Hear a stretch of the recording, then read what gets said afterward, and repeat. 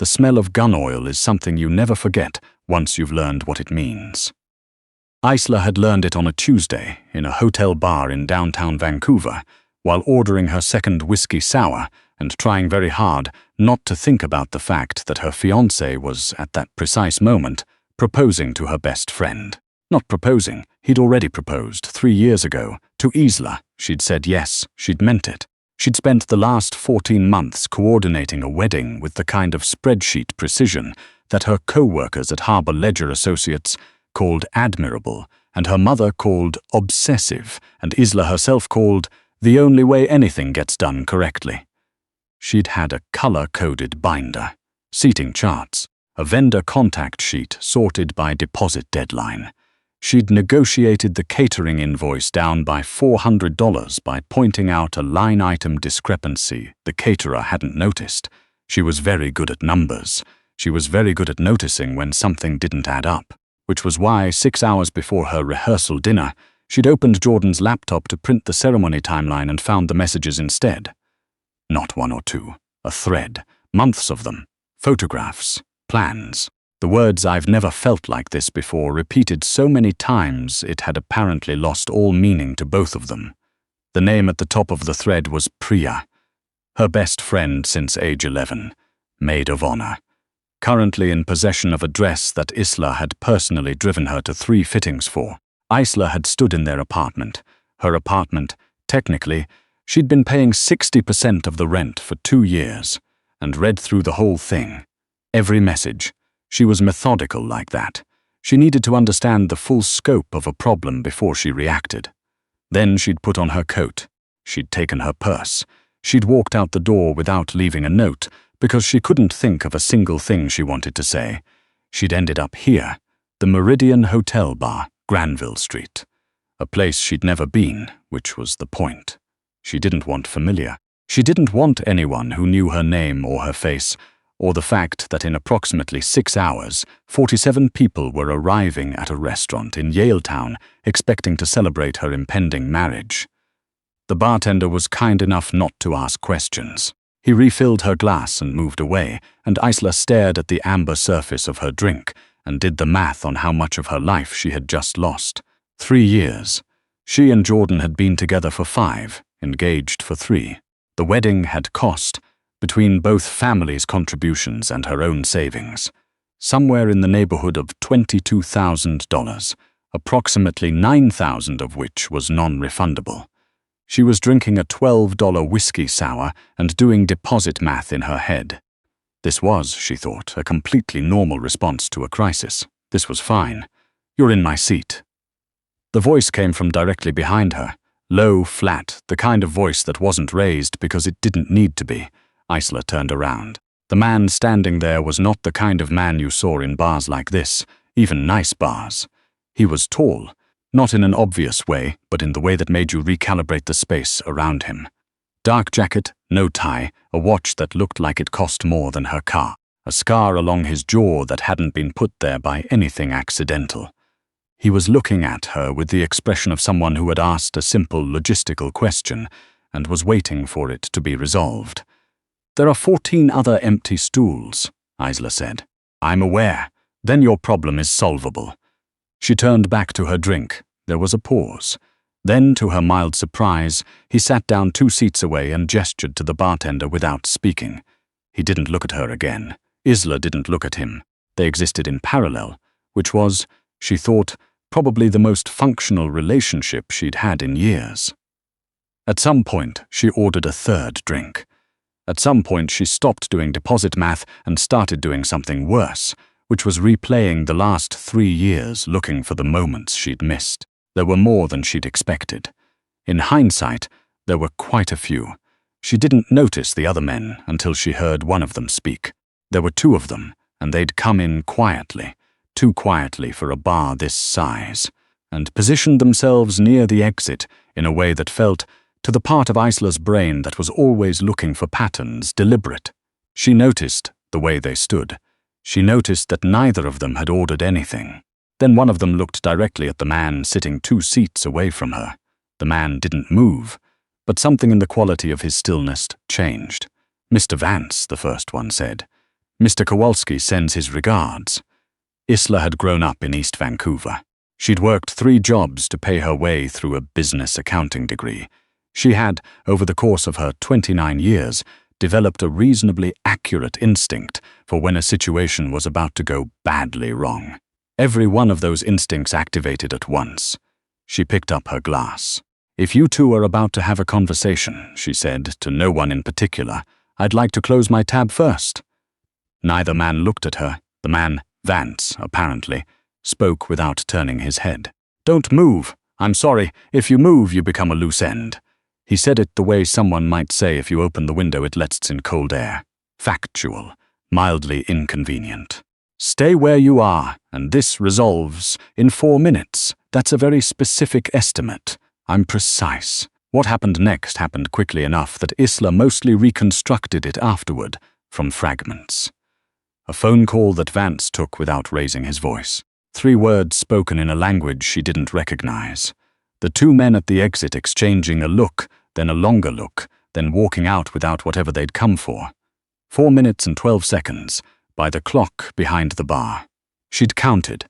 Vance set his phone face down on the bar. He picked up his drink, his first and still mostly full.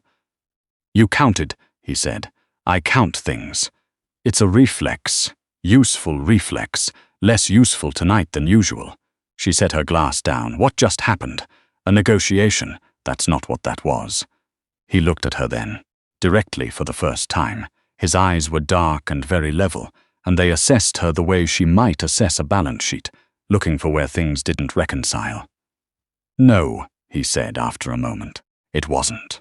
He called for the bill without being asked, and paid it, hers included, she noticed, before she could object, and then he stood. "There's a car outside. You should take it. I don't get into cars with strangers. You've been sitting in a bar alone for—" He checked his watch. 2 hours and 40 minutes. "Your options are limited." "I have options. I have a phone and a transit app and several perfectly good legs. Kowalski's people will be watching the exits." Isla sat with that for a moment. "Because I was sitting next to you?" "Yes, and that makes me a loose end." "Yes." She looked at him. He looked back. He had the expression of a man who was used to people eventually arriving at the correct conclusion. "I hate this," Isla said. "That's reasonable." The car was black and large and entirely without personality. The driver didn't speak. Vance sat across from her. It was one of those vehicles with the seats facing each other, which she thought was a lot for a Tuesday, and looked out the window with the expression of a man doing calculations she wasn't privy to. "Vance," she said. First or last name?" "Yes." She waited. He didn't offer it. She found, to her own surprise, that this was slightly funny. Nothing had been funny in approximately 8 hours and 40 minutes. "I'm Isla," she said. "I know. How do you know my name? Your credit card. When you opened the tab." She thought about that. Right. He'd paid it, which meant he'd seen the receipt. She was mildly relieved to have a mundane explanation. The alternative was more unsettling. "Where are we going?" she asked. "Somewhere you won't be a liability." That's a terrible way to describe a destination. It's accurate. They arrived at a building in Cole Harbor that had the quiet, expensive blankness of somewhere that didn't advertise itself. 2 men outside who looked at Vance and then through Isla, which was a particular kind of invisible she was used to. The apartment, sweet, really, though that word felt too cheerful, was on the 32nd floor and looked out over the water. It was large and almost entirely impersonal. Furniture that was good quality and completely without character, like a hotel staged by someone who'd never actually met a human being. "This yours?" she asked. "One of them." She stopped in the middle of the living room. "One of them, right." The adrenaline, which had been keeping everything tidy and manageable, was starting to metabolize. She could feel the edges of the evening beginning to press in.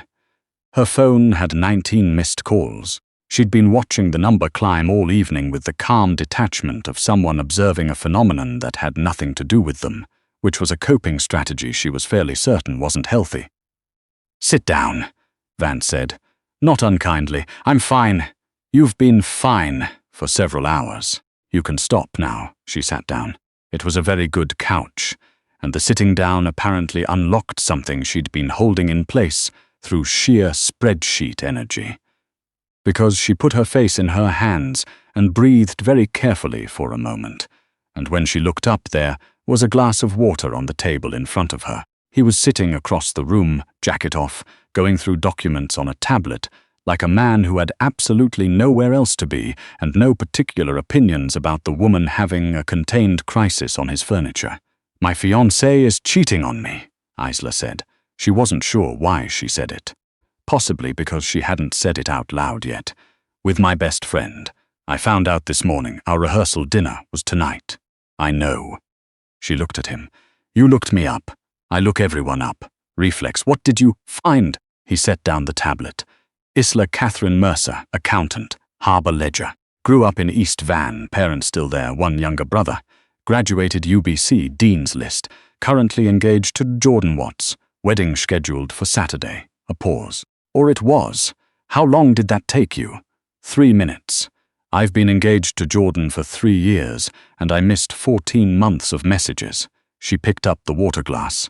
"Your research skills are better than mine. I look for different things. What do you look for?" He was quiet for a moment, in the way of someone deciding how much to answer honestly. "Leverage. Patterns. Where people are likely to behave against their own interests. And Jordan. Obvious pattern. Men who underestimate their partners tend to underestimate the consequences." Isla looked at him. There was something careful in the way he said it that she couldn't entirely interpret. She set that aside for later. "I'm guessing," she said, "that what I walked into tonight, that wasn't a coincidence. The men by the exit, Kowalski. Yes, you run. Yes." She nodded slowly. She'd grown up in East Vancouver. She'd mentioned that already, but the part she hadn't mentioned was that her brother had done 2 years at Matsky for something she'd never fully gotten a straight answer about. And she wasn't entirely naive about how certain kinds of business operated in this city. She just hadn't, until tonight, been personally adjacent to it. "Am I still a loose end?" she asked. "That depends. On what?" He picked up the tablet again. "On whether you're useful." A week ago, that sentence would have offended her.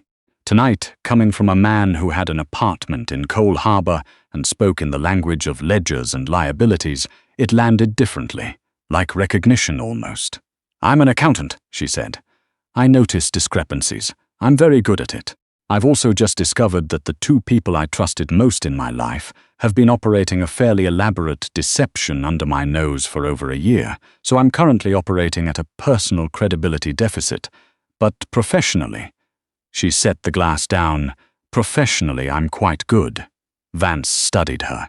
"Your firm handles corporate audits and private accounts. I've signed more NDAs than I can count. One of my companies has had a bookkeeping problem for 7 months. 3 different accountants. None of them found it." "What kind of problem?" "The kind that looks like nothing until it doesn't." She understood exactly what that meant. It was her specific area of expertise, the discrepancies that hid in the methodology, in the line items that were technically correct but structurally wrong. "I'd need to see the books," she said. "Obviously. And this helps me how, exactly?" "Kowalski's people saw your face. You're already inside something you didn't choose to be inside." He said it without apology, which she oddly respected. "You can be inside it with resources or without. That's still not great. No, but it's the set of choices available." He paused.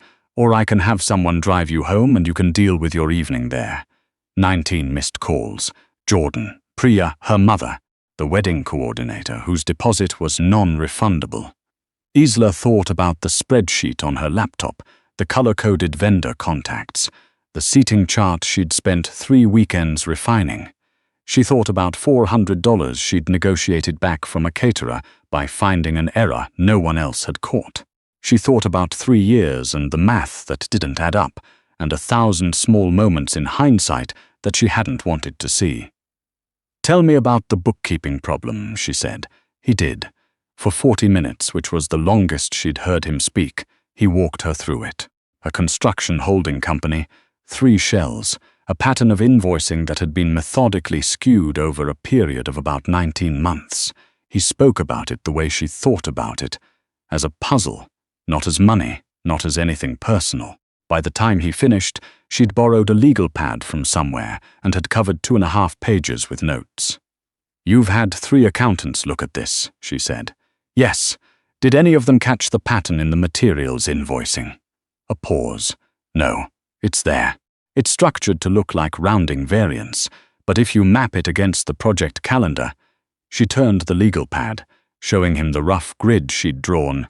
"It's systematic. Someone is taking approximately 0.8% per invoice, consistently enough to look like error, frequently enough to add up to something significant over 19 months. He looked at the grid, then at her. "How long would it take you to verify that formally, with full access to the accounts?" 3 days. Maybe 4 if the shell company records are in the state I'd expect them to be in. They're worse. 5 days, then. Something shifted in his expression, not warmth exactly, more like a recalibration. "The room down the hall is yours tonight," he said. "Tomorrow, someone will take you to get whatever you need from your apartment. You'll have full access to the accounts by 9 a.m., and my loose end problem." Managed. That's vague. It's the most accurate word I have. I'll be more specific when I have more specifics. She should have pushed back. She knew that. She knew she was in an apartment on the 32nd floor, with a man whose last name she knew and whose business she was only beginning to understand, having agreed to review financial records for what was obviously not a company you audited, and then walked away from clean. She also knew the following. She was exceptionally good at her job. She had nothing waiting for her at home except 19 missed calls and a non-refundable deposit on a wedding she no longer wanted. And for the first time in approximately 8 hours, someone had looked at what she could do and called it useful. Not impressive for a girl who grew up in East Van. Not "you're so organized, you handle the details." Useful. Specifically, precisely, in the way that actually mattered. She wasn't sure that was a good enough reason. She suspected it wasn't. She did it anyway. She called her mother back at 11:15 and said only that she was safe and was dealing with a situation and would call again in the morning. Her mother said 7 things in rapid succession, most of them about Jordan and the deposit and what were people going to think. Isla said, "I'll call tomorrow," and hung up. She did not call Jordan. She did not call Priya. She slept better than she had in months. The books were, as Vance had predicted, worse than expected, but not worse than manageable, which was the thing about numbers. They were always worse than expected, and usually manageable anyway if you were willing to be patient with them. She spent the first 2 days in a room that had been set up as an office, access to the accounts, coffee that was inexplicably good, and a rotating presence of men who communicated entirely in monosyllables and refilled her coffee without being asked, which put them ahead of most of her previous co-workers. Vance appeared in the mornings and asked questions. Good ones.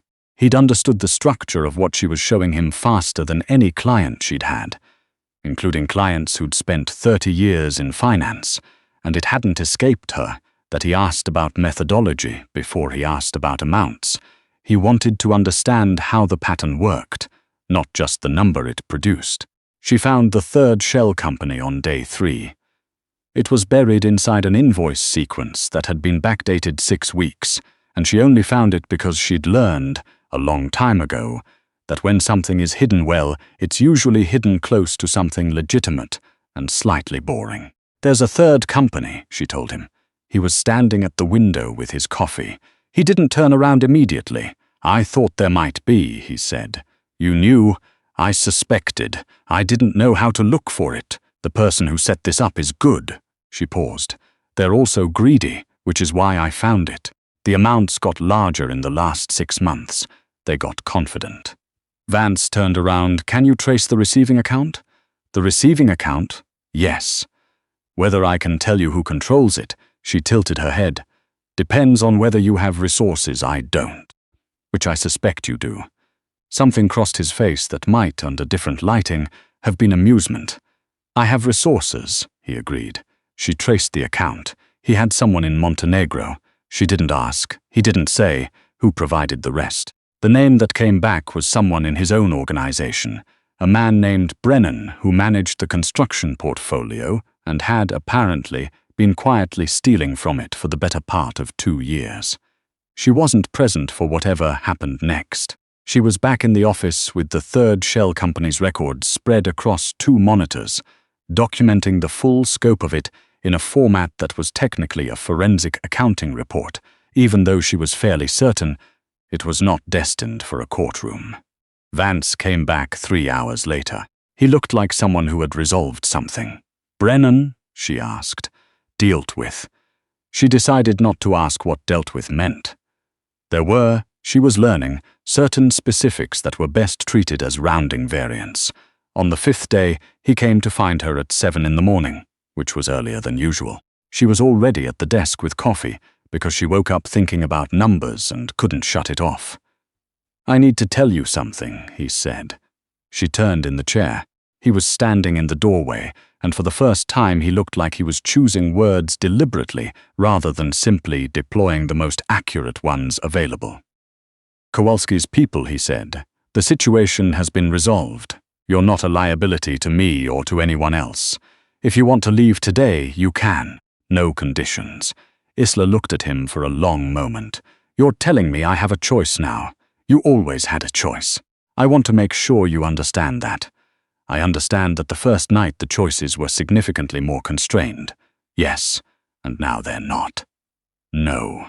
She turned back to the monitors. The last set of records, a subsidiary that handled equipment leasing, was still open. She'd noticed something in it this morning, a pattern in the depreciation reporting that was probably nothing and possibly not nothing. "Your equipment leasing subsidiary," she said. "How long has Doran handled the depreciation schedule?" A pause. 4 years, Vance said. "I think you have another problem." She heard him come into the room. He leaned against the desk beside her and looked at the screen. He was close enough that she could see the scar along his jaw in detail, the way it curved slightly at the end like a question mark. She'd started noticing things like that, which was probably data of some kind. "Show me," he said, so she did. She stayed another 4 days after she was free to leave. She could have constructed a reasonable explanation for this. The equipment leasing issue required resolution. She had professional standards about leaving work incomplete. The accounting records were a genuine mess that would have bothered her from a distance. All of those things were true. They were also, she was honest enough to admit, not the complete explanation. Vance made coffee badly in the mornings and left it on her desk anyway. He asked questions that suggested he'd been thinking about what she'd told him the day before, which meant he'd been paying attention, which was not something she'd experienced often enough to be immune to. He told her, exactly once, that she was the only one who'd ever found the materials variance, and he said it in the same flat tone he used for everything, which for some reason made it land harder than if he'd made it a compliment. On the 9th day, he told her that Kowalski had requested a meeting. "With you?" she asked. "With us." She put down her pen. "That's an interesting pronoun. It's an accurate one." He was quiet for a moment. "You don't have to come. I'll be explicit. This is not a situation where I'm making the choice for you. What would it mean, if I came, that you're here, that you're," he paused, choosing, "a partner in this, not an employee, not a liability, not an asset." He seemed mildly dissatisfied with all of those words. "A partner. The work you've done changes what I can do. I want you to understand that before you decide anything." She thought about her spreadsheet, the color-coded binder, the wedding that had cost $9,000 non-refundable dollars and 14 months of meticulous planning. She thought about a man who had looked at a financial puzzle no one else could solve and immediately understood why it mattered, who had given her coffee and a legal pad and a problem and stayed out of her way while she fixed it. She thought about the 19 missed calls she'd never returned and the fact that she hadn't missed a single one of them.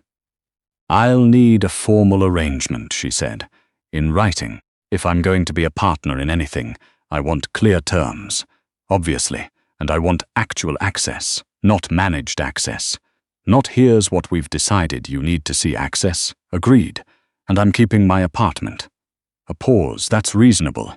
And I need to deal with the wedding cancellations myself. There are vendor contracts that need to be formally terminated, and I don't trust Jordan to handle the paperwork correctly. He's terrible with paperwork. She paused. That's not relevant to any of this, but it's been bothering me. Something happened at the corner of Vance's mouth. Not quite a smile. More like the shape a smile might be if someone had given it less practice. Deal with the vendors, he said. Then we go see Kowalski. Deal, said Isla. She recovered, by the way, $4,300 in refundable deposits that Jordan had told her were non-refundable, because she read the contracts herself and found the force majeure clauses. She documented it all properly, sent the termination notices with the correct notice periods, and closed the folder on that particular chapter of her life with the same methodical precision she brought to everything. Jordan texted 3 times. She didn't respond. Priya called once. She didn't respond to that either. She went to see Kowalski on a Wednesday morning in a building on Burrard that she now knew the location of from the accounting records. It appeared as a property management subsidiary, Cavendish Holdings, which she had identified in week 2 as related to the equipment leasing issue. She mentioned this in the elevator to Vance. "I know," he said. "It's going to come up in the accounts. I know. I'll need to restructure how it's recorded, I assumed." She straightened her jacket. She'd gone back to her apartment, gotten her actual work clothes, her good blazer that she'd bought the year she made senior associate, and she'd told herself it was professional instinct, and not because she wanted to look like herself for whatever this was. The meeting with Kowalski was 40 minutes long. She understood perhaps 60% of what was being discussed, which was more than she'd expected, and contributed 3 observations about the financial structure of what was being proposed, 2 of which were adopted immediately, and 1 of which caused a 10-minute argument that she won. On the elevator down, Vance looked at her. "You argued with him for 10 minutes, he said. "I was right. He doesn't lose arguments. He lost that one." She paused. "Was that a problem?" "No," Vance said. And then, almost as an afterthought, "He said you were interesting. High praise from a man like that. Very high." He looked at the elevator doors. "He's right." She looked at him from the corner of her eye. He was looking straight ahead with the expression of someone who had said a thing, and was not going to say anything else about it. Isla thought about spreadsheets, about pattern recognition, about the way certain numbers, once you understood their structure, were obvious in retrospect. She thought about the shape a smile might be if it had been given more practice. "Vance," she said. I'm going to need a better coffee setup in the office.